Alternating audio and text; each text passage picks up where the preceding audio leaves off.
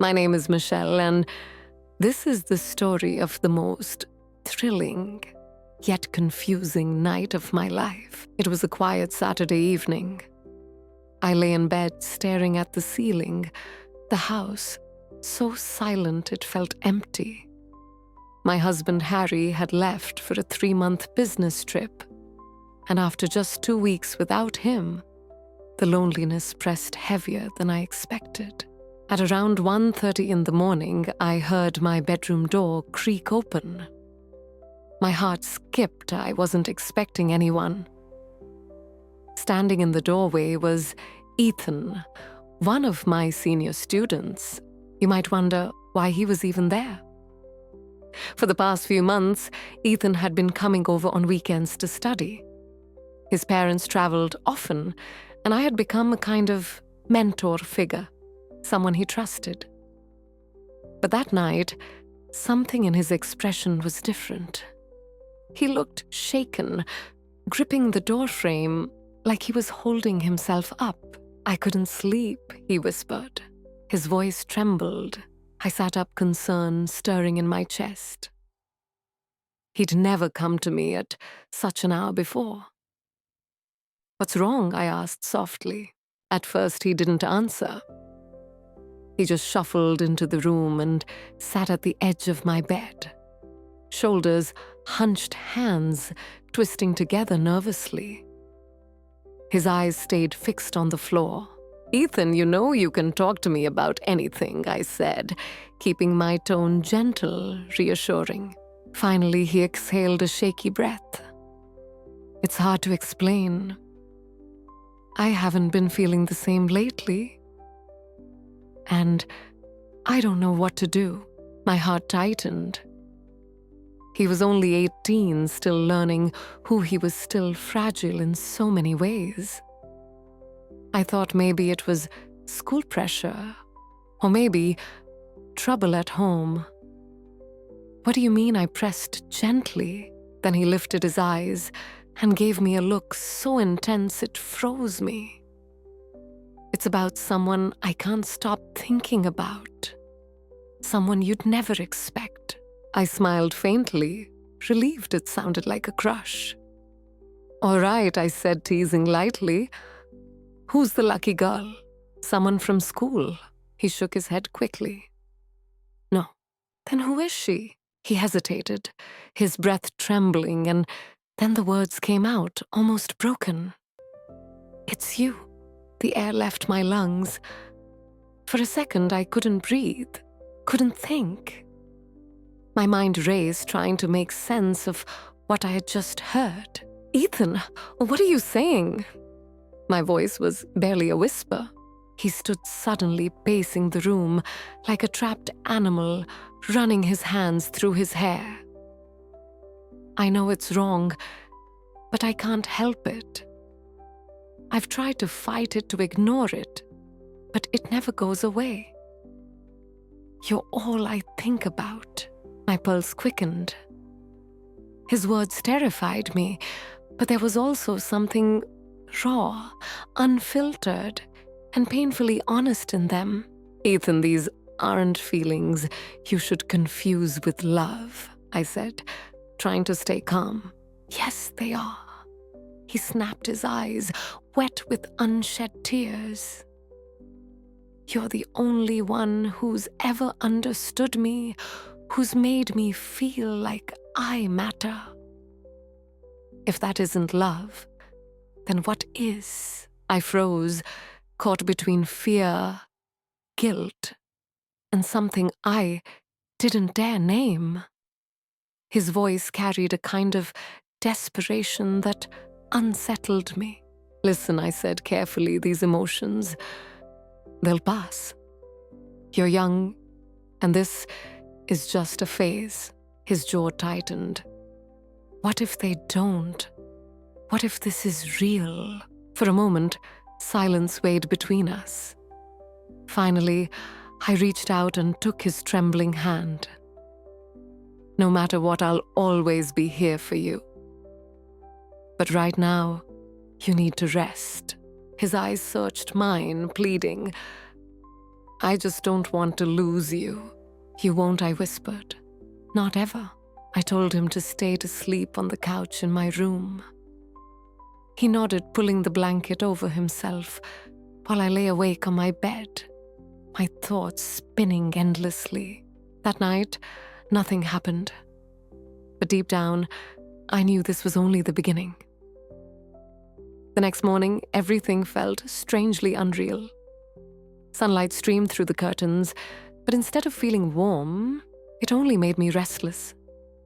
I busied myself with chores, washing dishes, folding laundry, hoping routine would quiet my mind. But no matter how hard I tried, Ethan's trembling voice echoed in my head. It's you. I couldn't stop my hands from shaking. My heart still raced at the memory of his eyes, the desperation in them. He was just 18, my student, someone who trusted me. Yet last night, for a fleeting second, I had felt something I shouldn't have. As I wiped the counter, I heard footsteps behind me. Turning, I saw Ethan standing in the doorway, his hair messy from sleep, his gaze uncertain. Morning, he said quietly. I forced a smile. Morning. Did you sleep okay? He nodded, then paused, his eyes searching mine. You don't have to pretend. Last night didn't happen. My chest tightened. Ethan! I started, but he stepped closer, cutting off my words. I meant every word he said firmly. I'm not going to take it back. I swallowed hard, feeling cornered by his honesty. You're confused. I tried again, but he shook his head. No. I've never been more certain of anything. His voice was steady now, different from last night's trembling confession. And I don't care if you think it's wrong. I just needed you to know. His words left me silent. I couldn't scold him, couldn't dismiss him, not when his eyes were burning with such raw conviction. And maybe a small part of me didn't want to. He leaned against the counter close enough for me to smell the faint scent of soap on his skin. You've been the only constant in my life. My parents are always gone. No one really sees me. But you do. I turned away, my breath unsteady. Ethan, you need to focus on school, on your future. I can't, he said softly. Not when you're all I think about. I closed my eyes, gripping the dish towel in my hands. I had to draw a line to remind myself of who I was, his teacher, his mentor, not whatever this was becoming. But when I finally turned back to him, his expression nearly shattered me. Hope and fear tangled in his face, like he was waiting for me to either save him or destroy him with one word. And that's when I realized last night wasn't the end. It was only the beginning of something far more complicated. For the next few days, I tried to keep my distance. I kept myself busy with grading papers, staying late at school, and avoiding being alone with Ethan. I told myself it was the right thing to do, that if I ignored what happened, his feelings would fade. But the truth was, they didn't. If anything, avoiding him only made things worse. Every time I walked into class, I could feel his eyes on me. Not the usual kind of attention a student gives a teacher, but something sharper, something that cut right through me. Whenever our eyes accidentally met, his gaze held mine too long, too deep, as though he was silently daring me to look away first. One afternoon, I stayed behind after class to finish some work. The classroom was quiet, sunlight spilling across the desks. I thought I was alone until I felt someone standing near me. It was Ethan. "You've been avoiding me," he said softly. I set down my pen, my pulse racing. "Ethan, this isn't the time. You should go home." But he didn't move. Instead, he leaned against the desk, folding his arms, his expression unreadable. "You think if you ignore me, these feelings will disappear. They won't." I swallowed hard. "You're 18. You don't understand what you're doing." He took a step closer. "Don't I?" His voice dropped low and steady. "I know what I feel, and I know you feel it too. You just won't admit it." My breath caught. The room suddenly felt smaller, the silence between us louder. "Ethan," I whispered, warning in my voice. But he didn't stop. His hand brushed lightly against mine on the desk, just for a second. But it was enough to make my heart leap into my throat. "I don't want to make things harder for you," he said, softer now, almost vulnerable. I need to know if I'm alone in this, or if you felt it too." I pulled my hand back, my chest tight with panic, and something else I refused to name. "This can't happen," I said firmly. His jaw clenched, but he nodded, almost as if he expected my answer. Then why he murmured, his eyes locked on mine. "Do you look at me the way you do?" I froze. I didn't have an answer, and that terrified me more than anything. I thought I could keep control of the situation. If I stayed composed, if I kept reminding myself of the line I could never cross, then maybe everything would settle down. But secrets have a way of slipping through cracks. It was a Thursday afternoon when it happened. I was in the teacher's lounge, sipping coffee, trying to calm my nerves after another tense class with Ethan. Across the room, my colleague, Mrs. Daniels, gave me a sharp look. "You and Ethan seem close," she said casually, though her tone carried weight. My heart skipped. "Close. He's just one of my students," I replied quickly, forcing a smile. She tilted her head, unconvinced. "Maybe so. But I've noticed the way he looks at you, and the way you avoid his eyes, as if there's something you don't want people to see." I froze my grip, tightening on the mug. Her words cut deeper than I expected. Was it that obvious? That evening, when Ethan came by my house with a stack of assignments, I nearly didn't open the door. But his knock was insistent, and when I finally let him in, his expression shifted the moment he saw my face. "Someone said something, didn't they?" he asked, his voice low but certain. I turned away, setting the papers on the table. "It doesn't matter.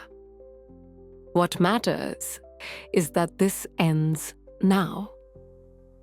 People are starting to notice." Ethan stepped forward, his voice urgent. "I don't care what they think. I care about you." I shook my head, my chest aching.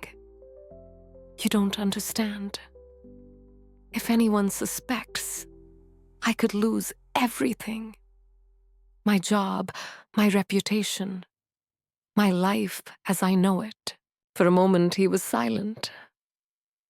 Then softly, almost painfully, he whispered, "And me? Would you lose me too?"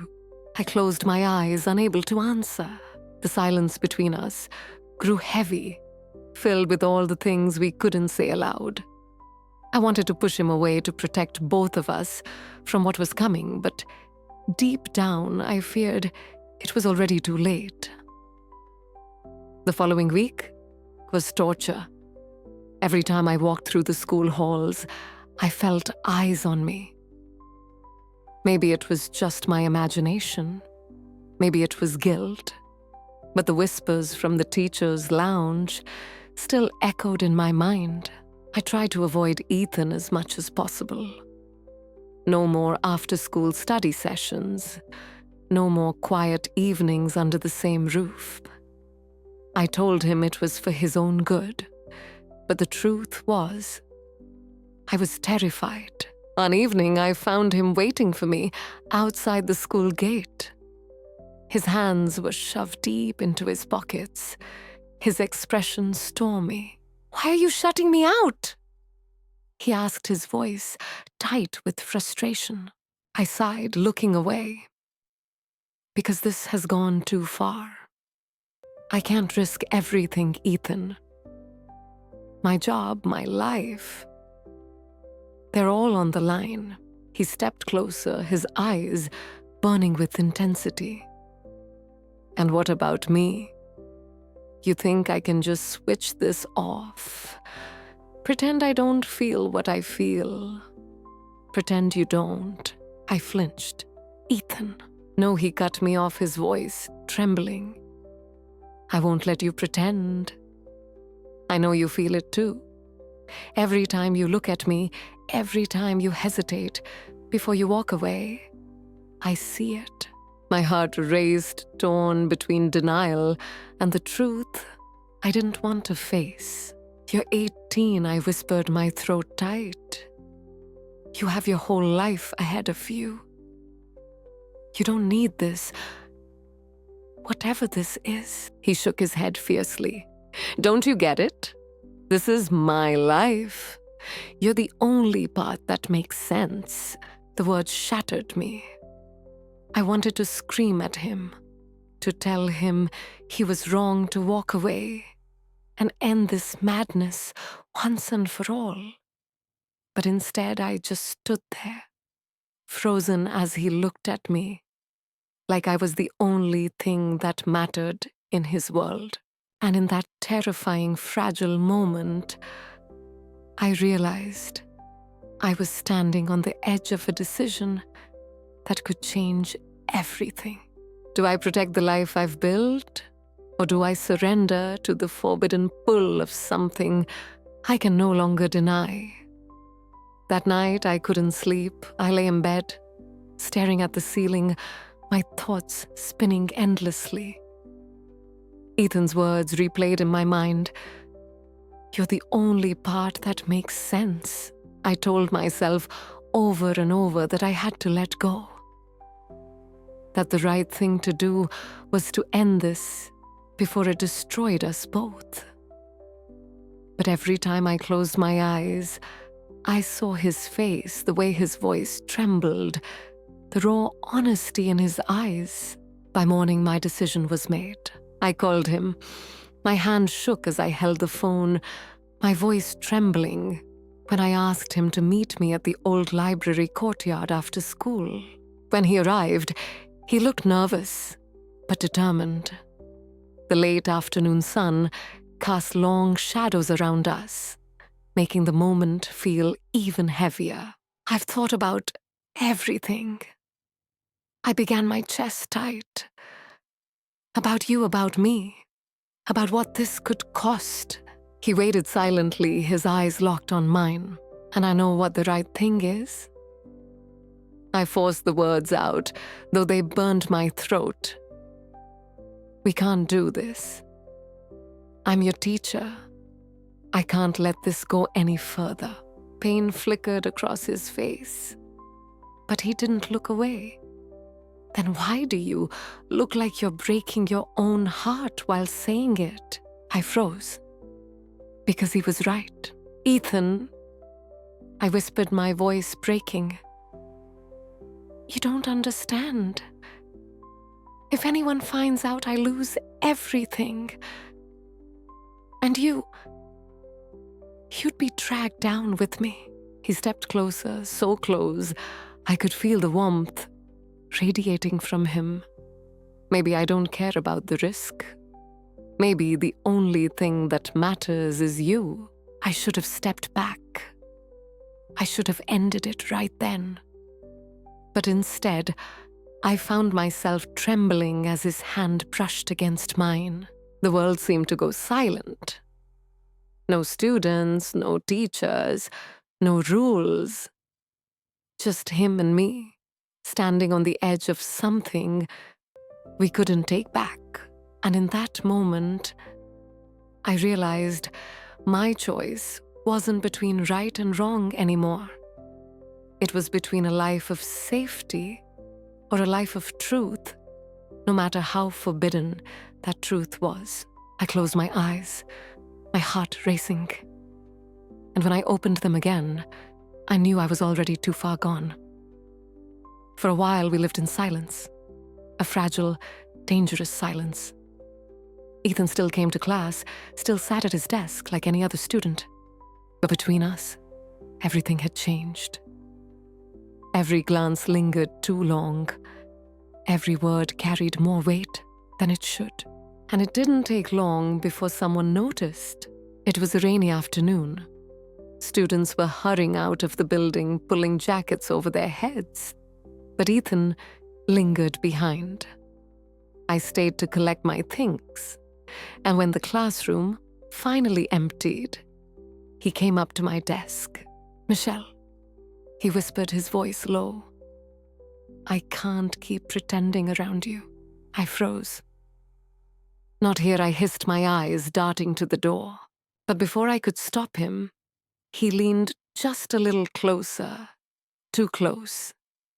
His hand brushed against mine on the desk, barely a touch, but enough to send a shock through me. And that's when I heard it, a gasp. I turned sharply. Standing in the doorway was Lily, one of my students. Her wide eyes flicked between me and Ethan, her mouth half open as though she couldn't believe what she was seeing. For a second, the world stopped. Then she bolted down the hall.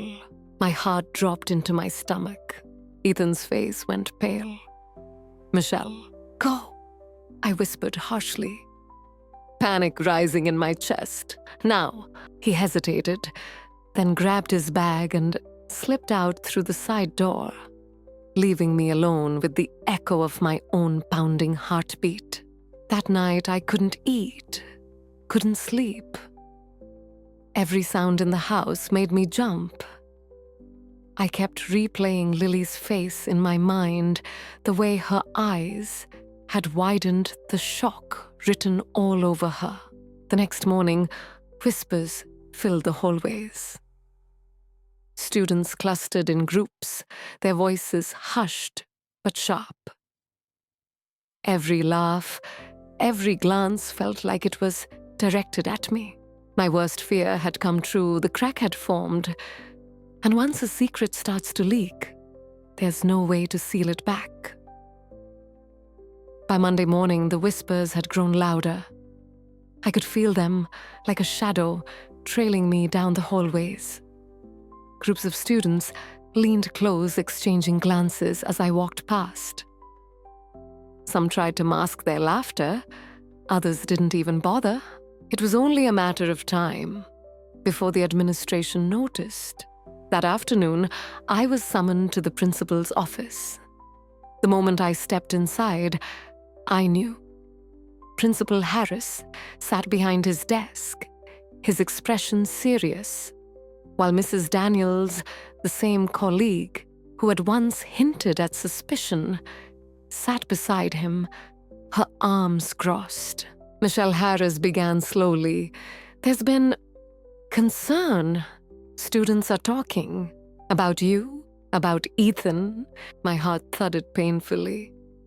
I forced a calm smile. "Students gossip all the time. You know how teenagers are." Mrs. Daniels leaned forward, her sharp eyes pinning me. "This is more than gossip. A student claims she saw something inappropriate." A chill ran through me. "Lily, I steadied my voice, though my palms were damp. That's ridiculous. Ethan is my student, nothing more. Harris studied me carefully.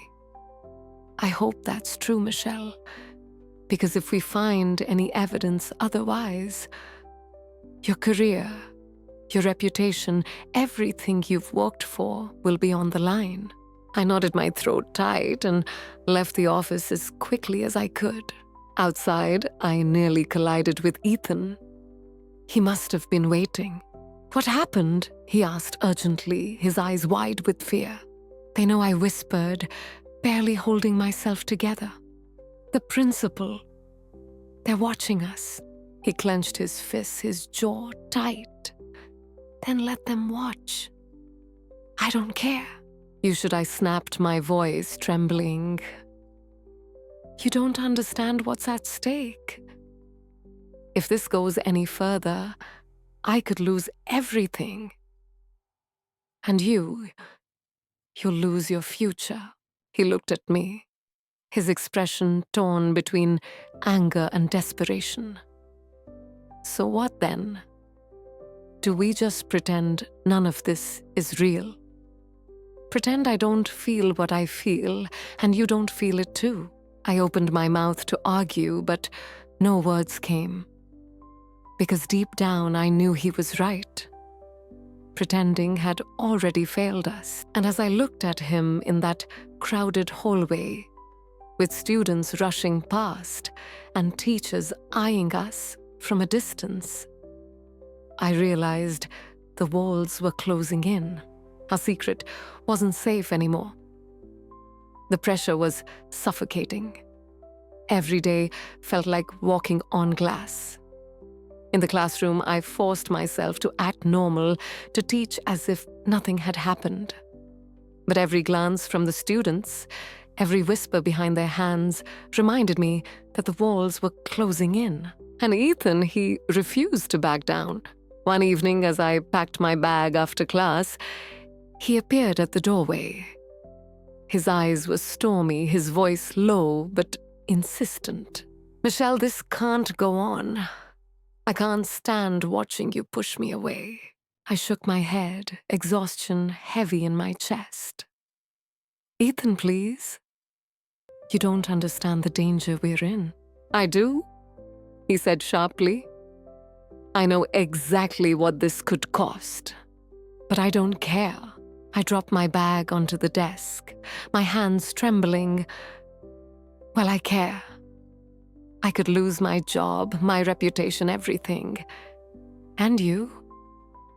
You could lose your future before it even starts." He stepped closer, his expression fierce. "Maybe my future doesn't matter if it doesn't have you in it." His words sliced through me, leaving me breathless. For a moment, the room was silent, only the pounding of my heart filling the space. "Ethan," I whispered, my voice breaking. "Why are you doing this to me?" "Because it's real," he answered without hesitation. "And because I know you feel it too." Tears stung my eyes. I wanted to deny it, to say he was wrong to end this once and for all. But the truth was written all over me, in every hesitation, every stolen glance, every night I lay awake thinking of him. I can't. My voice cracked. "I can't keep living like this. I have to choose." He held his breath, his eyes fixed on me. "Then choose." And there it was, the line I couldn't avoid any longer.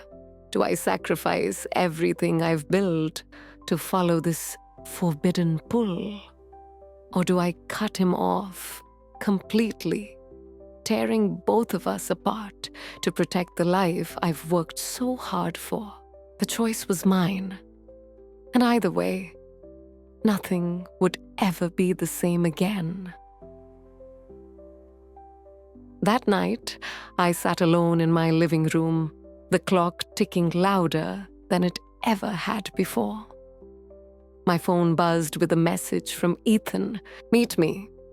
One last time. If you don't come, I'll know your answer. I stared at the glowing screen, my chest tightening. This was it. No more hiding, no more delaying. Tonight, I had to choose. I drove through the rain, my hands gripping the wheel so tightly. They hurt. Every red light felt like a chance to turn back, but I couldn't. My heart was already steering me to him. When I arrived, Ethan was waiting under the awning of a quiet cafe, soaked from the storm, his hair plastered to his forehead. He looked at me as though I was the only thing keeping him alive. You came, he said softly, almost in disbelief. I didn't speak, I just stood there, rain dripping from my coat, trembling from the weight of what I was about to do. He stepped closer, searching my face. So, what's your answer? I opened my mouth, but no sound came out. My entire life flashed before me. Harry's steady love, my career, the sacrifices I had made to build the life I had. And then Ethan's eyes pulled me back to the present, raw and burning with a love so dangerous, it felt unstoppable. Finally, I whispered, I can't lose you. The word shattered the silence like thunder. Ethan closed the space between us, his hands framing my face, as though I was something fragile. And yet, the kiss that followed was anything but gentle. It was fire, desperate, and consuming the point of no return. When we pulled apart, breathless, he murmured, Then it's us, no matter what comes. And I nodded, even as dread crawled down my spine. Because I knew, tonight, I had chosen him. But tomorrow, the world would come for us. The morning after felt like waking from a dream I wasn't supposed to have. I still tasted Ethan's kiss, still felt the warmth of his hands on my skin. But when I stepped into the school, reality struck me hard. The whispers had already begun. Two students paused mid-conversation as I walked by their eyes, darting nervously before dropping to the floor. A fellow teacher gave me a long, searching look that made my stomach twist. It was subtle, but I knew. Rumors had found their way into the air, slipping through hallways like smoke. By lunchtime, it was worse. I overheard fragments, her and him. No way. But I heard. Imagine if it's true. My hand shook as I gripped my coffee cup. My entire career could crumble, all because of one truth I had tried so hard to bury. That evening, Ethan found me sitting in my car, frozen, unable to start the engine. He opened the door and slid inside his face, etched with concern. They're talking. I whispered, my voice cracking. They know something.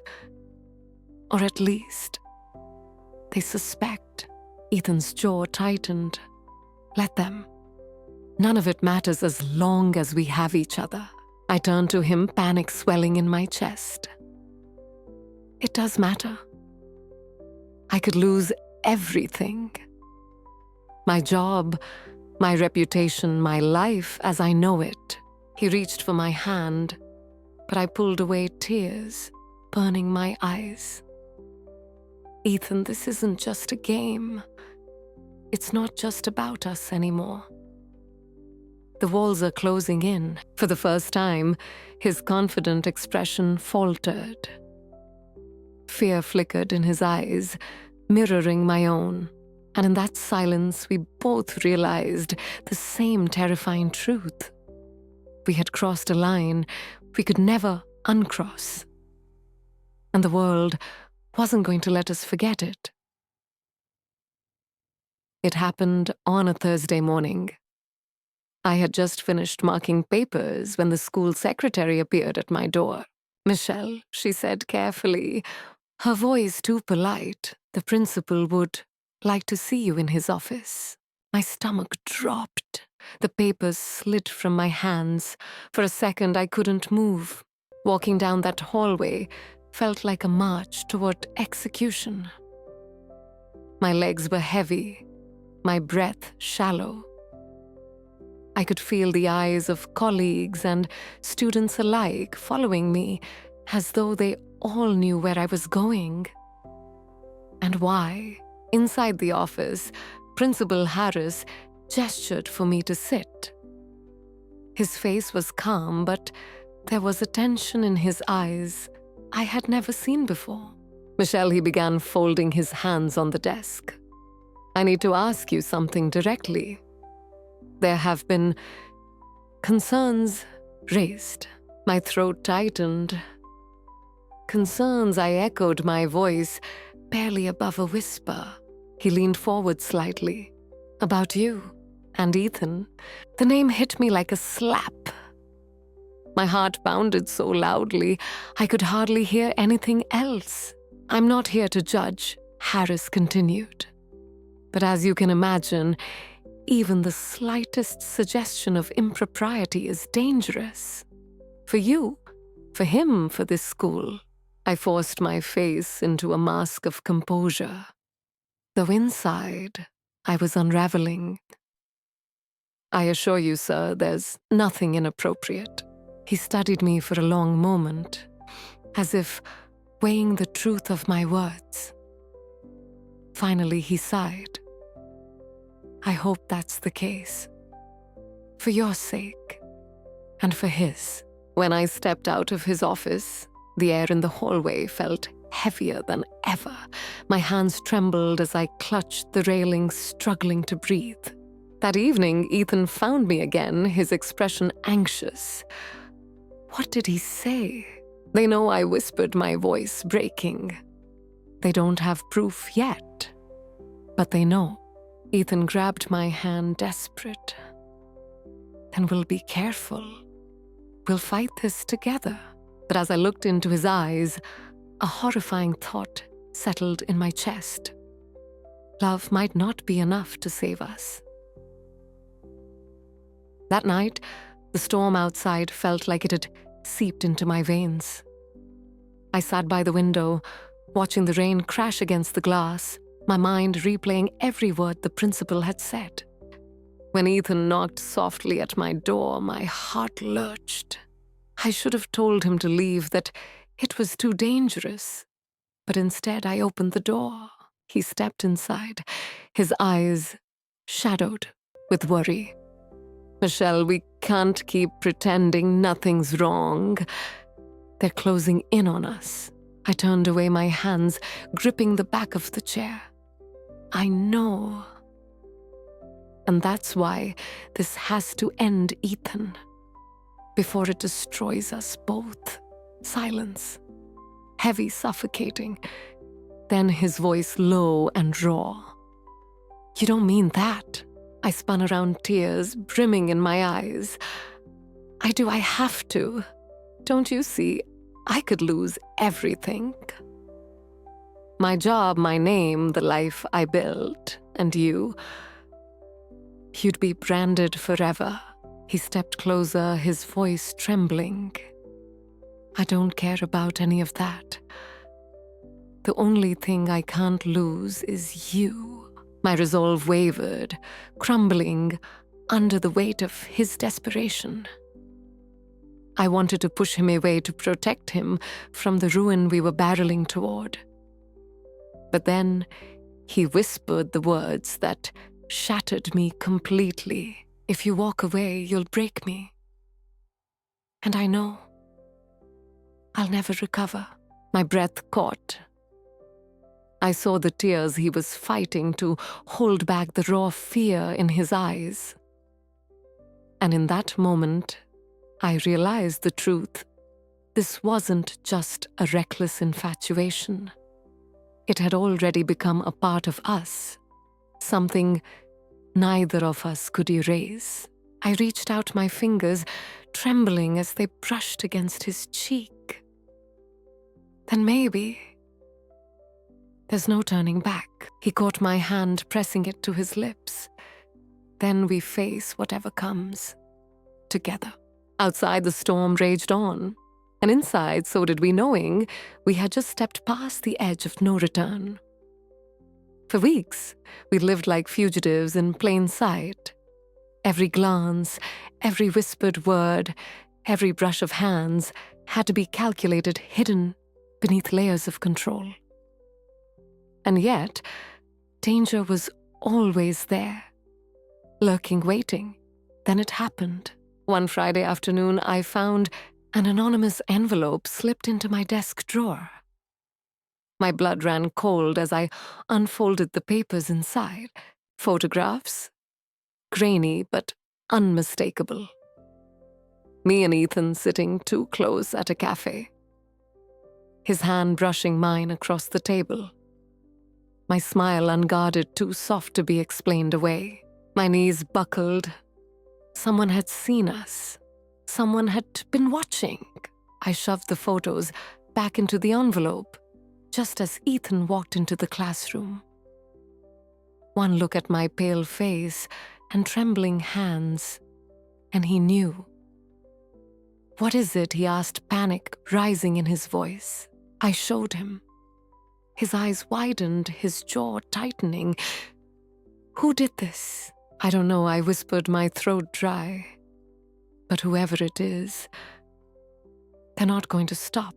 He began pacing, running his hands through his hair. "They want to trap us. They want to expose us. Ethan." I swallowed hard tears, threatening.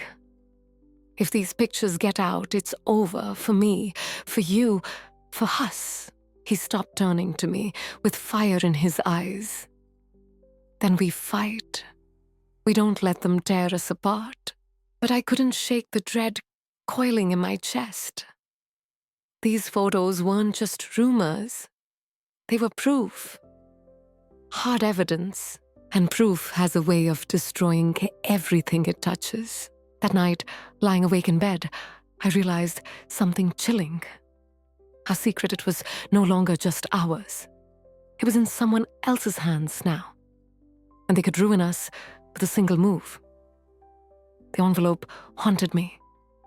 I carried it in my bag all weekend, unable to destroy it, unable to let it go. Every time I closed my eyes, I saw those photographs. Proof of a love that should never have existed. On Sunday evening, Ethan came to my house. His jaw was tight, his voice clipped. "We need to find out who's doing this." I shook my head, my voice trembling. "And what if we do? What if it's already too late?" He leaned forward, his eyes burning with determination. "Then at least we'll know who we're fighting." The next day at school, the whispers seemed louder than ever. I caught sight of students glancing at me, then quickly looking away. A teacher murmured something as I passed her eyes, narrowing with suspicion. My skin prickled. I felt watched, hunted. Later that afternoon, Ethan slipped into the library where I was working. He lowered his voice. "I think I know who it is." I froze. "Who?" He looked around, making sure no one was near. "Clara. She's in my class. Always hanging around, always staring. Last week I caught her snapping a picture of us on her phone. She pretended it was nothing, but the name hit me like a stone. Clara, quiet, observant, the kind of girl who noticed everything." My pulse quickened. "Ethan, if she really has more pictures, then she's dangerous," he finished grimly. "And we have to stop her." That night, I sat in the dark, staring out the window, every shadow on the street, sending chills down my spine. Whoever was behind those photos, whether Clara or someone else, they held our future in their hands. For the first time, I realized something terrifying. This wasn't just about forbidden love anymore. It was about survival. The following week, the tension became unbearable. Every time Clara entered my classroom, my heart skipped a beat. She sat in the back, quiet as always, but her eyes never left me, watching, measuring. One afternoon, as the final bell rang and students filed out, Clara lingered behind. My stomach tightened when I saw her approach my desk, her books hugged tightly to her chest. "Mrs. Hayes," she said softly, her voice calm but sharp at the edges. "Can I ask you something?" "Personal?" I forced a smile, masking the panic clawing at me. "Of course, Clara. What is it?" She tilted her head, her eyes glinting with something I couldn't quite name. "Do you believe some relationships are worth breaking the rules for?" My blood froze. For a long moment, I couldn't speak. "That's a very complicated question," I managed, my voice strained. Clara smiled faintly, almost knowingly. "I think so too. Some secrets are too big to keep forever, don't you think?" The silence between us stretched thick and suffocating. Then she placed one of her notebooks on my desk and walked out without another word. When she was gone, I opened it with trembling hands. Inside, on the very first page, was a sketch. 2 figures sitting close at a cafe table. My heart nearly stopped. It was me and Ethan. That night, I told Ethan what had happened. His fists clenched, his face dark with fury. "She's playing with us. She knows exactly what she's doing." I buried my face in my hands, fear coursing through me. "If she tells anyone, if she shows those sketches or the photos, she won't," Ethan said, his voice low and dangerous. "I won't let her." But the truth was clear. Clara wasn't just a student anymore. She had become our shadow, and shadows always find a way to reveal the light. The next few days felt like living under a microscope. Clara's presence was constant, her quiet smile more terrifying than outright threats. Every time our eyes met, I felt as though she was silently saying, "I know." Then one evening, as I packed my things, I found another note slipped into my bag. My hands shook as I unfolded it. "Meet me after school, alone. If you don't, I'll share what I know." My vision blurred. The words weren't just a warning, they were a command. When I arrived at the meeting spot, an empty classroom at the far end of the hall, Clara was waiting. She sat casually on a desk, swinging her legs, her notebook in her lap. "You came," she said, her tone light, almost playful. "What do you want, Clara?" I whispered, my throat dry. She tilted her head, studying me. "Relax. I'm not going to ruin your life. Not yet, anyway. But let's just say, secrets, like yours, they're valuable." I swallowed hard. "Valuable how?" Her smile widened. "I need things, favors, opportunities. You help me and I help you. Simple." A chill ran through me. She wasn't bluffing. This wasn't about curiosity anymore. It was blackmail. "I don't think you understand the danger," I began, but she cut me off. "Oh, I understand perfectly." Her voice was sharp now. "You and Ethan, you're playing with fire, and I'm the only one who can keep you from burning." Before I could answer, she slid her notebook into her bag. and walked past me, her perfume lingering like smoke after a fire. That night I told Ethan.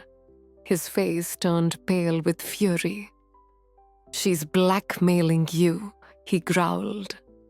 "She's just a kid. She doesn't know who she's dealing with."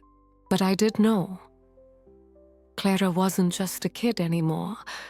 She was the knife hanging over both our heads. And the worst part, she had no intention of letting go. It didn't take long. The very next day, Clara lingered after class again. The other students rushed out, their laughter echoing in the hallway. But she stayed behind, closing the door quietly behind her.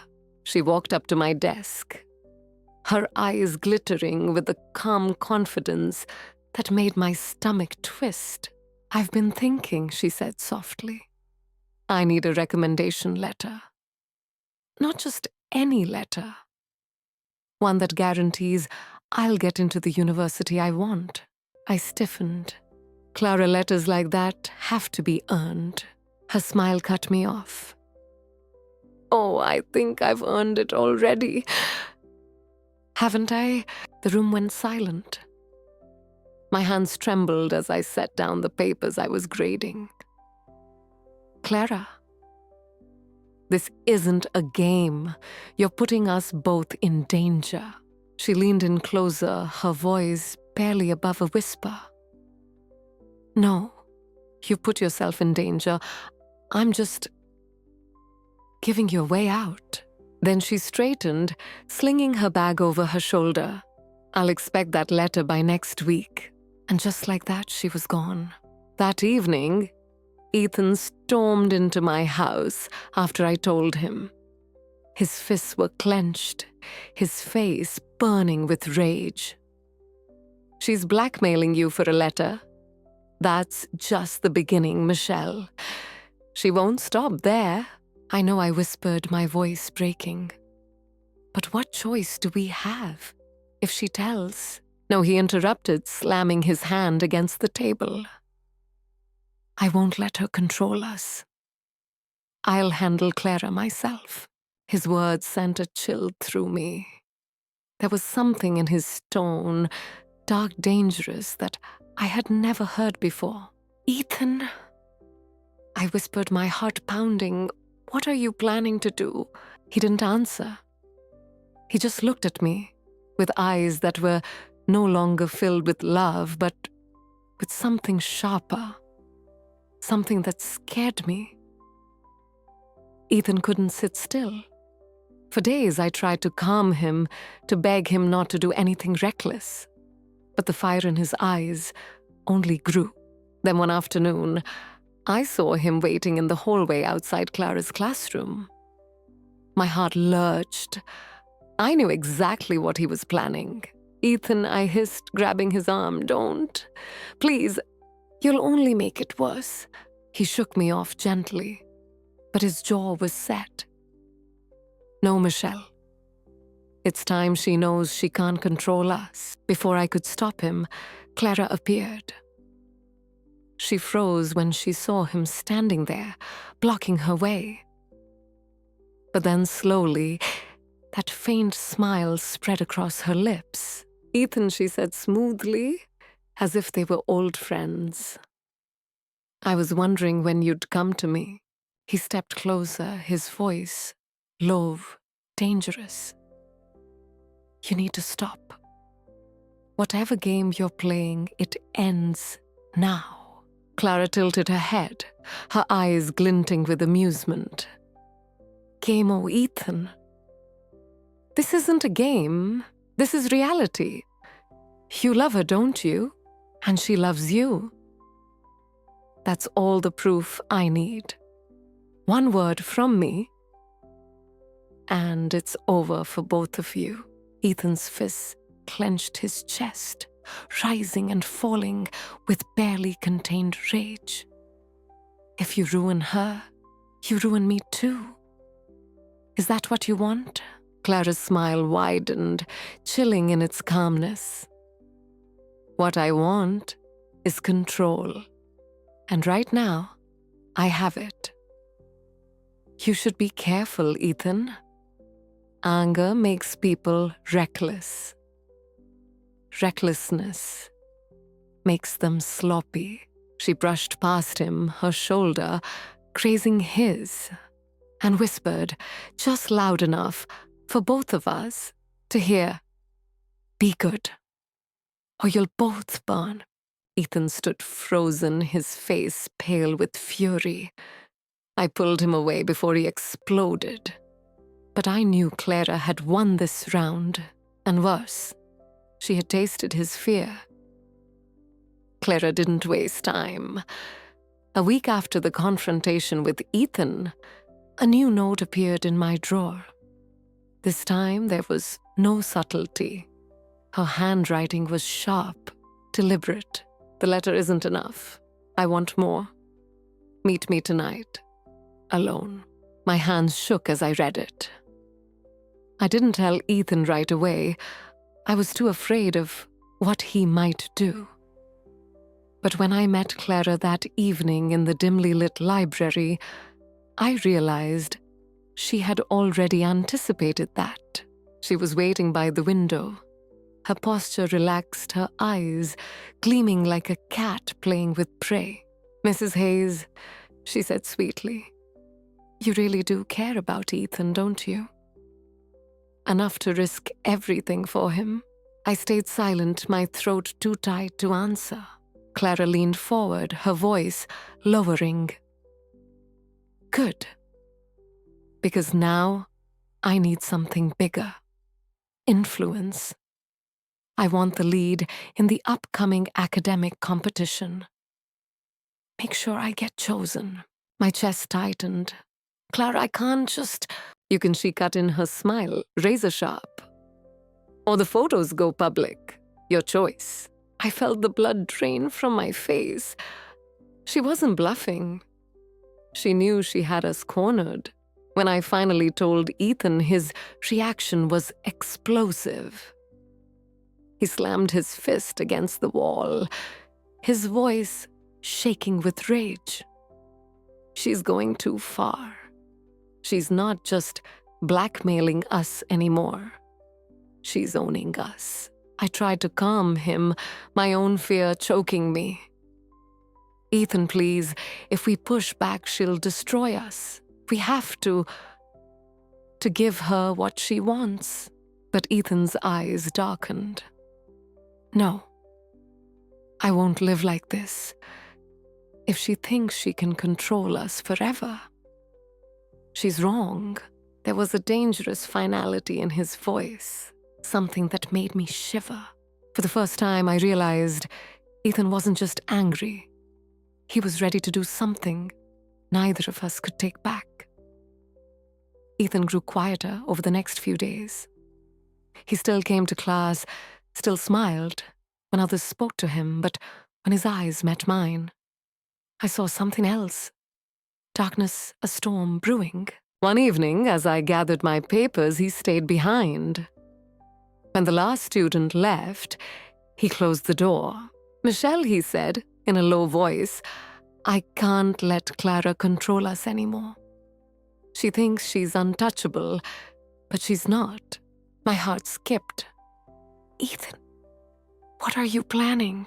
He hesitated, then whispered, "If she keeps pushing, I'll make sure she can't push anymore. Ever."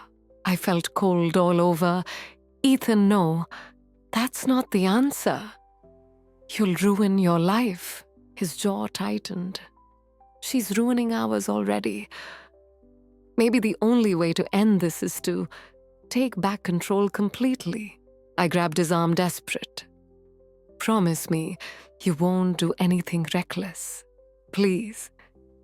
If you love me, promise me." He looked at me for a long moment, and for a second, I thought I saw the boy again. The one who had first sat beside me in class, shy and uncertain. But then the hardness returned to his gaze. "I promise. For now," he said. But deep down, I knew Ethan was lying. The ending A choice that changed everything. Clara's demands grew bolder. She wanted influence, money, even whispers of more. The weight of her control pressed on us until every breath felt heavy. Then one night it all came crashing down. I was grading papers when I got a call. Ethan's voice, shaking, whispering fast. "Michelle, it's over. I handled it. She won't bother us again." My blood ran cold. "What do you mean, Ethan? What did you do?" Silence on the other end. "Then don't ask.